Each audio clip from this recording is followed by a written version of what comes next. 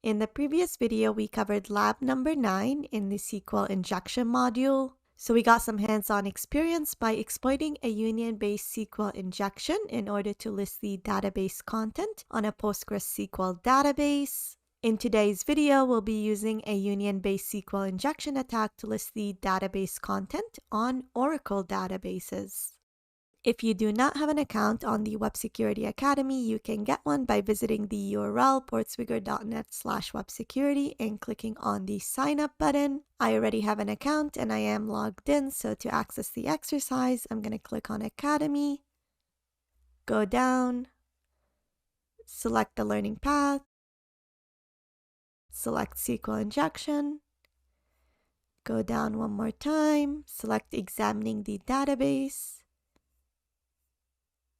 And the challenge that we'll be working with today is titled SQL Injection Attack listing the database contents on Oracle. So let's click that.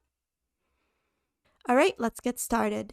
This lab contains a SQL injection vulnerability in the product category filter. The results from the query are returned in the application's response, so you can use a union attack to retrieve data from other tables. The application has a login function, and the database contains a table that holds usernames and passwords. You need to determine the name of this table and the columns it contains, then retrieve the contents of the table to obtain the username and password of all users.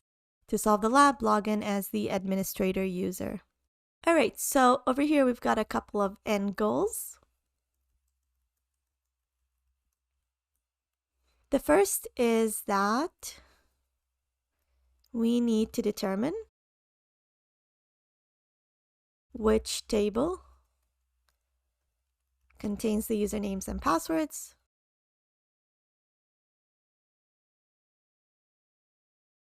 Then we need to determine the column names in that table.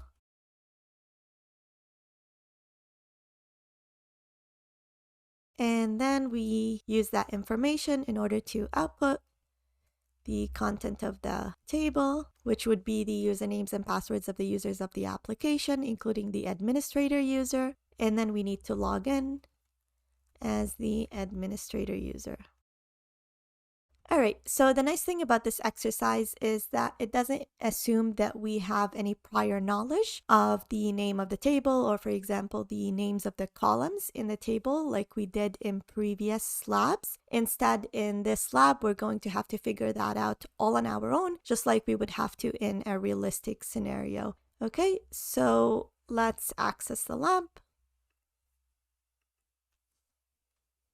and create an analysis section over here.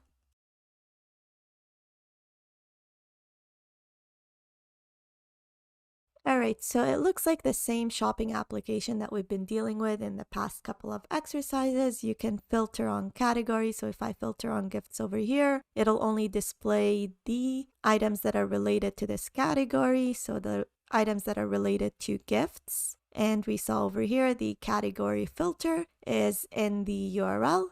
To confirm that this is vulnerable to SQL injection, we just add a single quote, which is a character in SQL. And this results in a syntax error in the backend database, which results in an internal server error in the application, which confirms that this is vulnerable to SQL injection.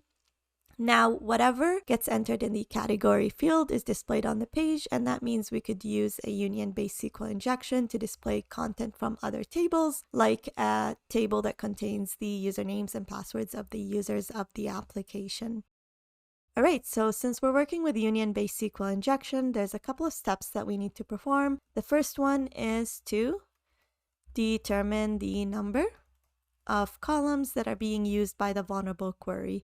And we said the way to do that is using the order by clause and iteratively ordering by the number of columns that are being used by the vulnerable query. So we start with 1. If we get a 200 response, that means the vulnerable query is using at least one column. And then we'll increase it to 2 and to 3 and so on until we get an internal server error, meaning that we're trying to order by a column that does not exist. So to do that, I'm going to use burp because it's much easier when it comes to encoding the input. Click start. Okay, let's move that over here for a little bit. Go to proxy, set Foxy proxy extension to intercept or to send requests to burp. All right, and now when I load this, it should get intercepted in burp, and it does. Perfect. All right, so I'm going to send this to repeater because I'm going to be sending multiple requests, and I'm going to turn this off. All right, so we could see in the application there has to be at least 2 columns, one for the name of the item and then another one for the description of the item. But again, there could be more columns that are not displayed on the page, which is why we have to enter this payload in order to figure out the number of columns. So we could start off with 1, although I'm pretty sure that there is at least 2. But let's do this iteratively. So Control U to URL encode it, hit send. And we get a 200 response code. That means there's at least 1 column and it's ordered by it. Let's do 2.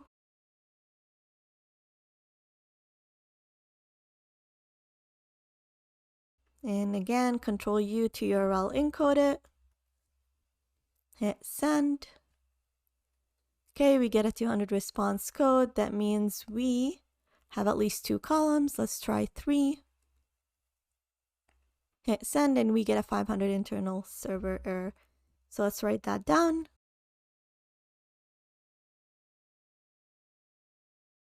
And what that means is we're trying to order by a column that does not exist. So the number of columns that the vulnerable query is using is 3 minus 1, which is equal to 2. All right, now that we know the number of columns, we need to find out if these columns accept type text. And the reason we do that is because the usernames and passwords that we want to display from the users table are of type text. And so we need to be able to output them in a column that accepts that type. And so to do that, so let's just say find data type of columns. Okay, so to do that, we use the union select null statement. So I've got 2 null values over here because I know there's 2 columns based on step number 1. Now, if we go back to the page, we could see the first column contains alphabets and the second column contains alphabets. So I know with about 100% accuracy that both columns accept type text. So instead of doing this iteratively column by column, I'm just going to put type text in both of them. So A and see if it gives me a 200 response. And again, Control U to URL encode it, hit send, and I get an internal server error. Now that's weird because you could see over here this accepts type text and this accepts type text. However, remember that in the title of the description, it says that we're dealing with Oracle. And we learned from a previous lab that in Oracle, you need to have the from clause. And so we're going to use from the dual table, which is a dummy table that can be used. Okay, so let's try that and do Control U. And I did that incorrectly. And I'm doing Shift U. Here we go. Control U, hit send, and we get a 200 OK. And we should see our A characters somewhere in the text. And we see them right over here. All right, so make a note saying first that this is an Oracle database.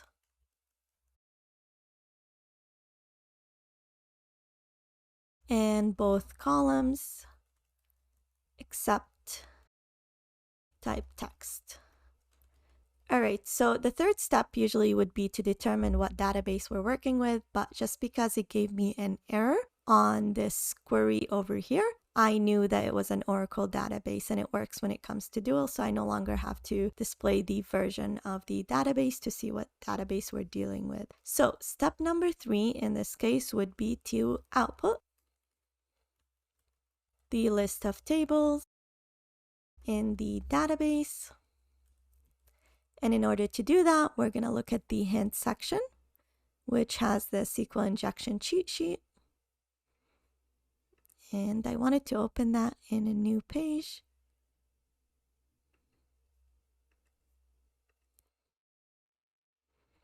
And if we go down, you could see the section database contents tells you how to output the list of tables in the Oracle database, and it tells you for other databases. But again, we know that we're working with Oracle, so we're just going to look at this section over here. So you use all tables in order to output all the table names in the database. And we have to make that work with our union-based SQL injection. So union, select, and we need 2 column names over here. So I don't know the column names of this table over here, so I'm going to Google it and say Oracle.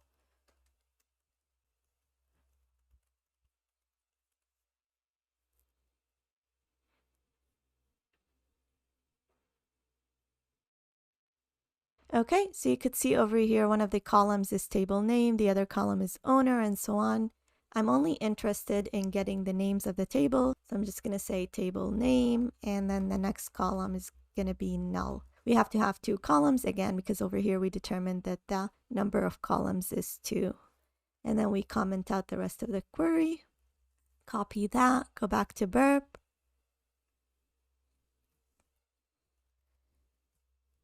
Control U to URL encode it, hit send, and we get a 200 response, which is good. Now if we go down, we should see the list of tables. So you've got access, that's a table name, alert, and so on. We're looking for something that has the word users in it. So that looks like a built-in table, so that's not what I'm looking for. Same goes with this one. Here we go. So this looks like it's a custom table for the application. So I'm going to assume this is the table we're looking for and put it over here. Now that we know the table name, we need to know the column names that contain the usernames and passwords of the users of the application. So the next step is to output the column names of the users table. And to do that, we'll look at the hints section again. And this is the way you output the column names from the table. So let's copy that. Again, we have to make it fit with our union-based SQL injections. We'll add union, select, and I need 2 columns over here. So let's say column and null. We'll figure out what the column name is in a bit. And table name over here. So the table that we found. And then comment out the rest of the query. All right, so to figure out the column names that are available in this table, again, I'm going to Google it.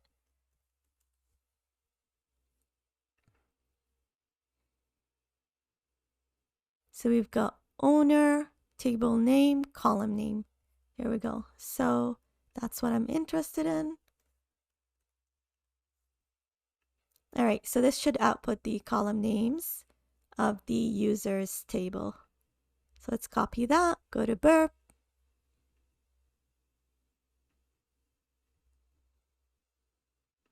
Control U to URL encode it.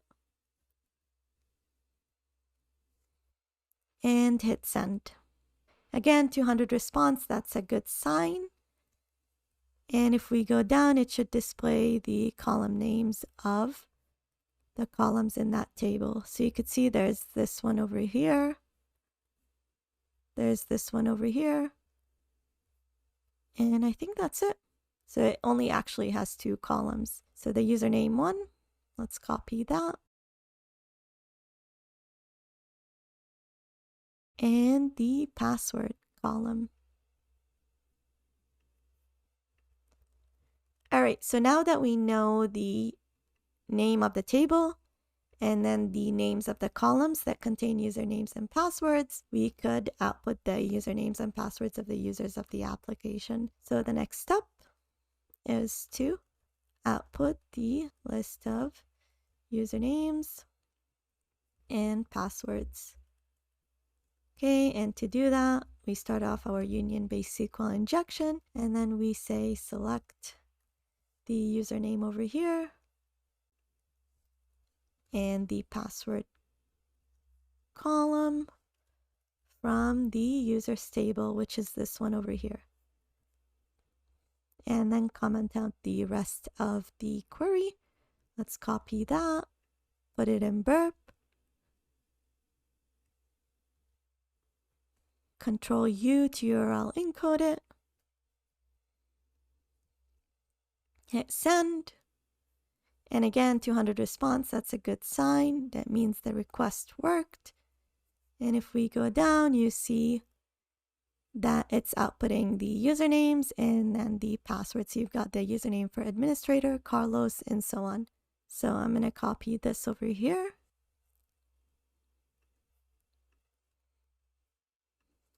And remove the extra characters. All right, so let's test this out. So click on my account, copy the username, copy the password, hit login, and here we go. It says congratulations, you've solved the exercise.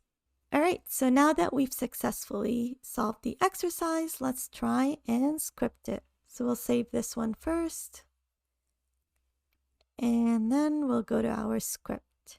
So the first thing we do is we import the requests library, and then the sys library, and URL lib3. We also add this line over here in order to disable any insecure request warnings.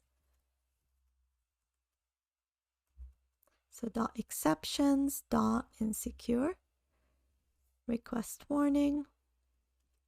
And then we set our proxy settings so that any request that is sent in the script gets sent to burp first. This way it allows us to debug our script in case anything goes wrong.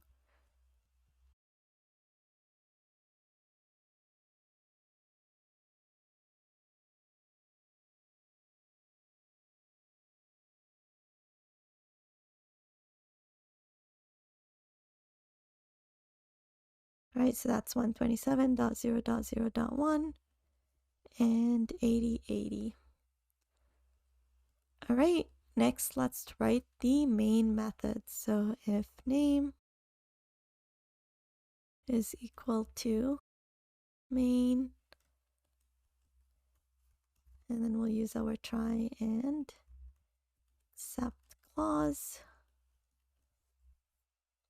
All right, so the way I want to run my script is I want to give it one command line argument, which is the URL, and then I hit enter, and then what it does is I'm going to assume that I already know the number of columns and the data types of the columns. I'll leave that as an exercise for you to script. Instead, in my script, I'm just going to do steps number 3, 4, and 5.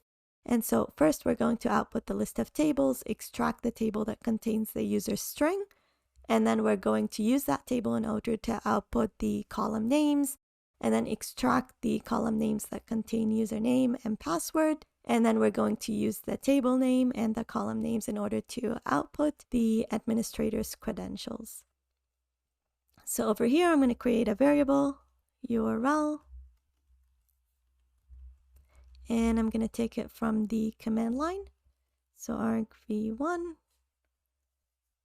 dot strip.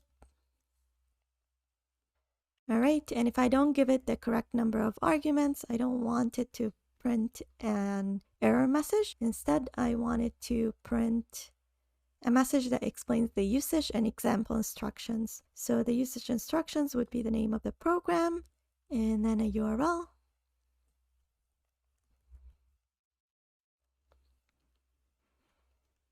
Okay, and then example instructions.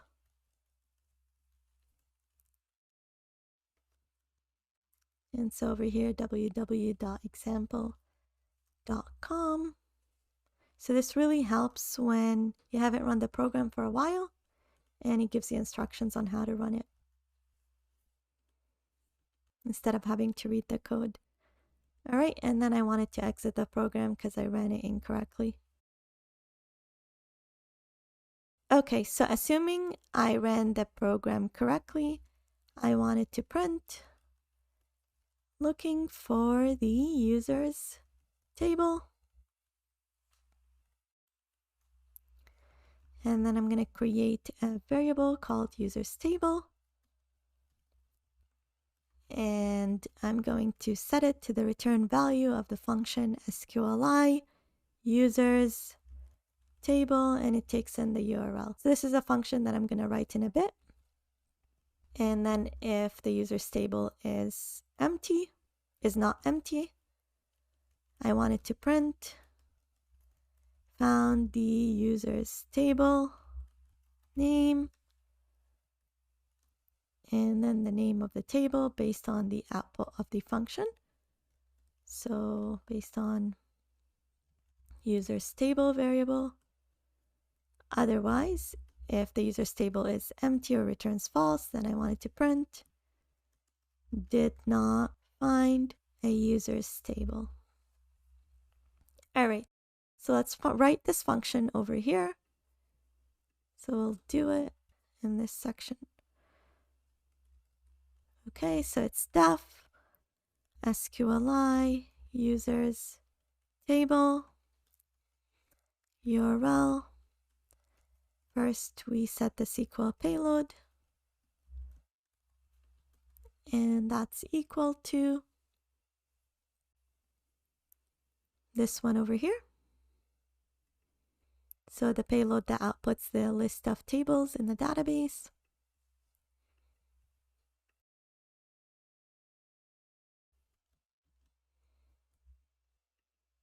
Next, I want to make the request with my SQL payload. However, instead of doing it in this function, I'm going to write it in a new function. And the reason behind that is because we're going to be making at least 3 requests. So one for this one for this one, and one for this one. And I don't want to repeat the code in every function. So instead, I'm going to write it in its own function called perform request. And it takes in the URL and the SQL payload. And then I'm going to set the path over here to be equal to the path of the vulnerable function, which we'll get from here.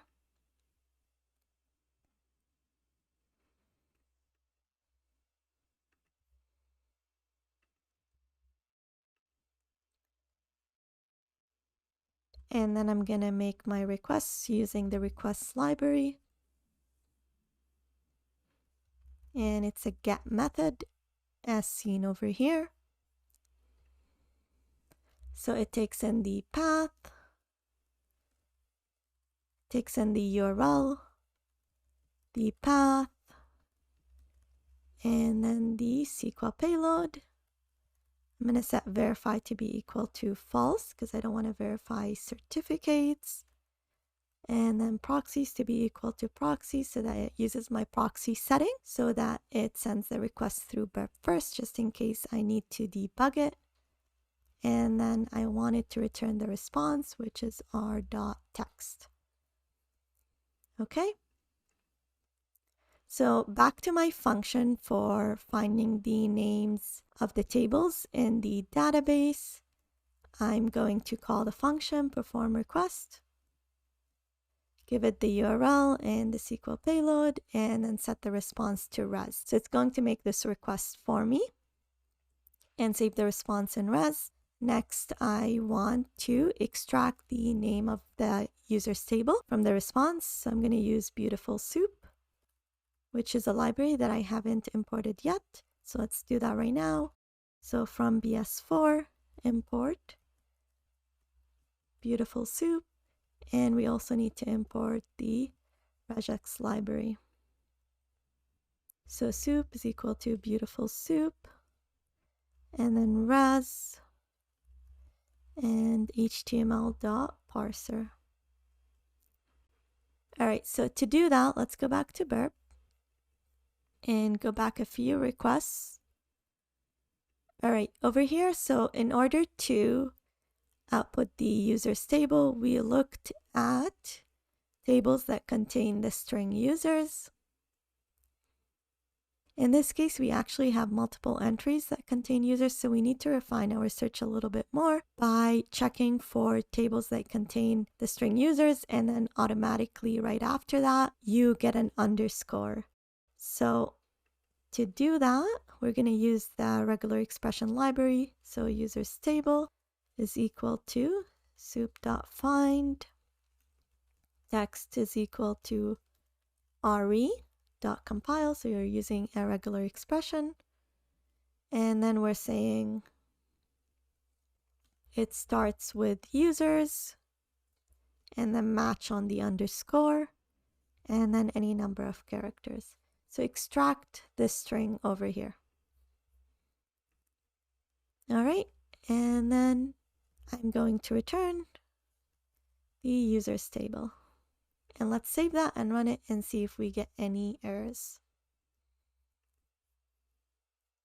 So terminal, new terminal.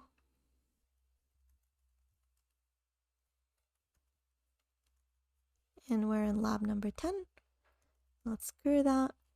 And then it's Python 3, SQLI, lab10.py. And then we need the URL over here, which might have timed out. So let's try. Okay, so let's copy the URL, paste it, and hit run. And we don't get any errors. Perfect. So it looks for the users table and then it extracts it. So we've successfully completed step number 3. Next, we have to do step number 4. All right, so let's make that smaller and go back to our main method. So once it finds the users table, I want it to look for the username column and the password column. And the way it's going to do that is using a function that I'm going to write in a bit. So it's going to be called SQLI users columns. And it takes in the URL and the users table. And if the username column and the password column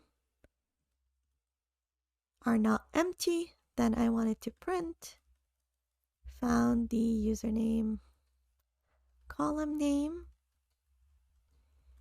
and print the name of the column. So that would be saved in the variables username column. And then I also wanted to print the password column name. And again, print the column name that contains the passwords. And that's saved in the variable password column. Now, if either one of them is empty, then I wanted to print did not find the username and or the password columns. All right, now we need to write this function over here. To do that, we'll add a new function. So SQLI, and it's called users columns. Again, it takes in the URL and the users table. First thing we're going to set is SQL payload, and that's going to be equal to this one over here. So output the column names of the users table. But in this case, we don't actually know the name of the users table, so I'm just going to remove that and add it as a variable and take it from this variable over here. So users table. And this is something that we determine in this function.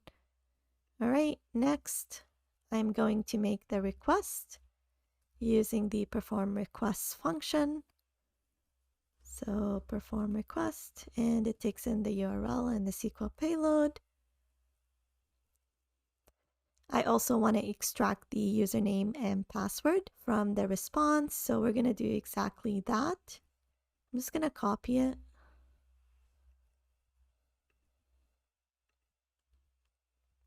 So we use the beautiful soup library in order to parse the response. And then from there, I'm going to create a variable called username column. And from there, I want to extract the regex string, which is any number of characters, and then the string username, and then also any number of characters. So if we go back to burp, and we see over here, username was labeled as username and then underscore and a random string, and then same goes with password. So password, underscore, and then a random number of strings. So that's how we're extracting it. We'll do that for the password column as well.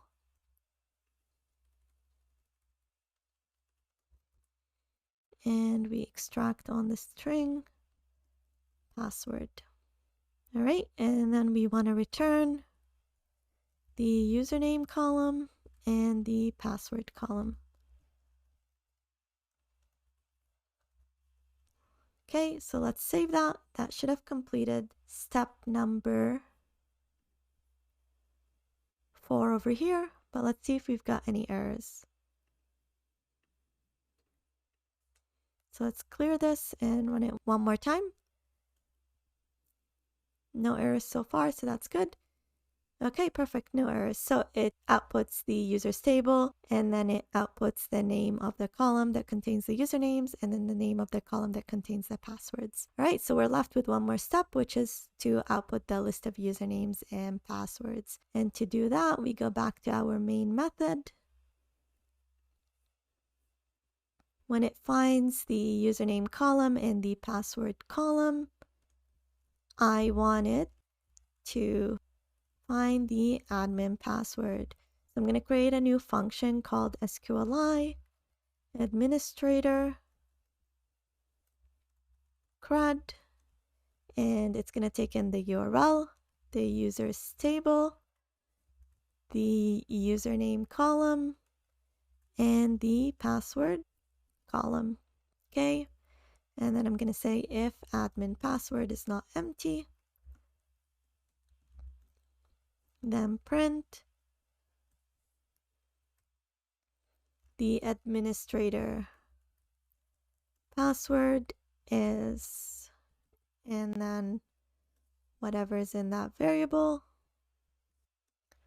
So the admin password variable.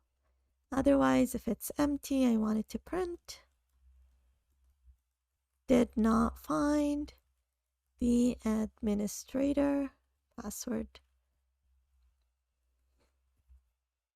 Okay, so now let's implement this function over here. To do that, let's define a new function.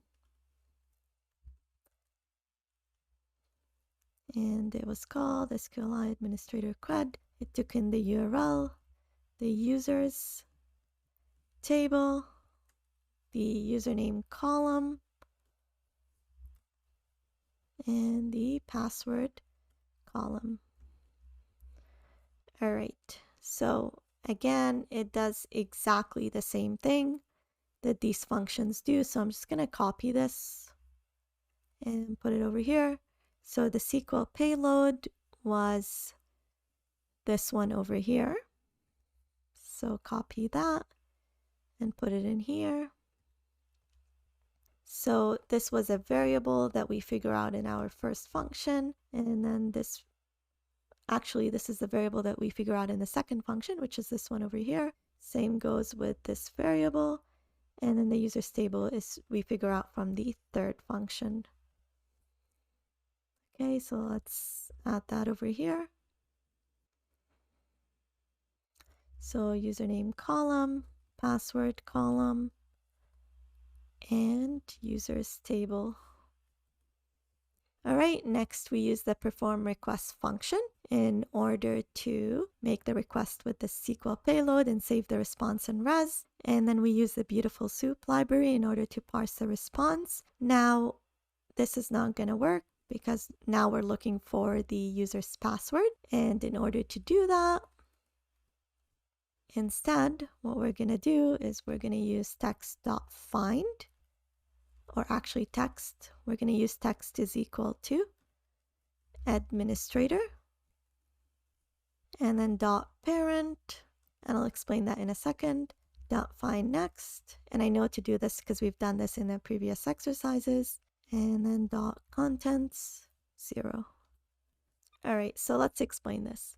So if we go over here, so the request that outputs the administrator's password, and we do administrator. So I'm trying to extract this string over here, and what I do is I'm saying find the text administrator, which is this one over here, go to the parent element, and then find the next TD element, which is over here, and extract the first string from there, which is this one over here. Okay, and so it saves it in the users table, which is incorrect. I wanted to save it in a variable called admin password, and then I wanted to return the admin password. Okay, let's save that and run it one more time to see if it works. Hopefully it hasn't timed out yet. Okay, we get an error on line 57. And it says not all arguments converted during string formatting. So it tells me that this is not string, which is weird. It should have been a string unless it didn't find it. So I must have done something wrong over here. So we say soup.find, and the text was equal to administrator.parent.find next, td.contents 0. And then we're returning admin password. So what I'm going to do is I'm just going to print admin password over here so that I'm able to debug it. Okay, so it does find it, but it's still telling me that it's not of type string, which is weird. So let's go back. Oh, and I see what I did wrong over here. I forgot to add the variable, and that's why we were getting the error. All right, so it should have been this over here. So we no longer should get the error. Okay, so it's outputting it over here because I added the print function to debug it. So let's remove that and run it one more time so that the output looks clean. And if we go to proxy, we should see it making the requests.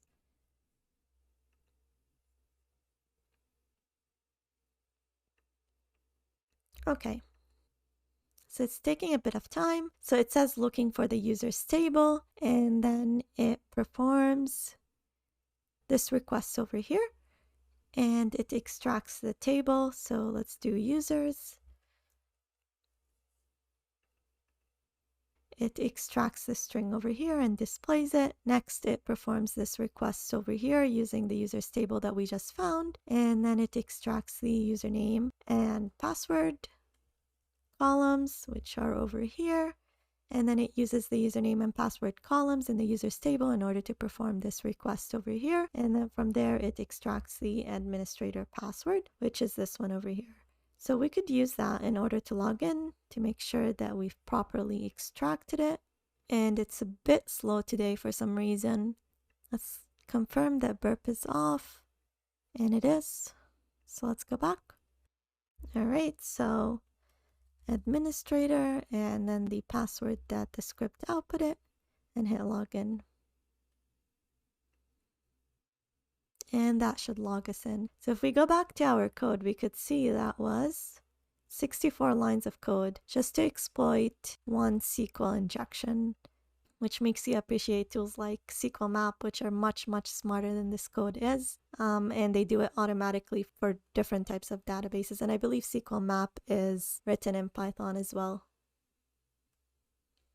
Okay, so I think we've successfully logged in. Here we go. So it says, congratulations, you've solved the lab.